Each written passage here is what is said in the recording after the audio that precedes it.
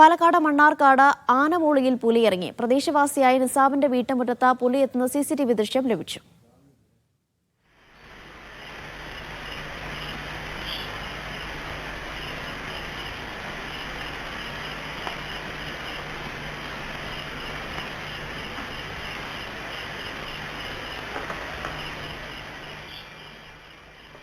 സാജിദ് അജ്മൽ കൂടുതൽ വിവരങ്ങൾ നൽകും. സാജിദ, വനംവകുപ്പ് എന്ത് വിശദീകരണമാണ് നൽകുന്നത്?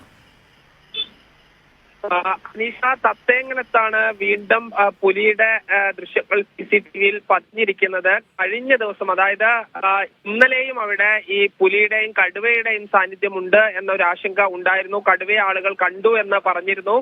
ആടിനെ കഴിഞ്ഞ ദിവസം പുലി ആക്രമിച്ചിരുന്നു. ഈ രീതിയിൽ സ്ഥിരമായി ഈ പുലിയുടെ സാന്നിധ്യമുണ്ട്. പുലിയുടെ സാന്നിധ്യം നേരത്തെ തന്നെ സ്ഥിരീകരിച്ചതാണ്. ഒരു പുലിയെയും 2 കുഞ്ഞുങ്ങളെയും കണ്ടിരുന്നു.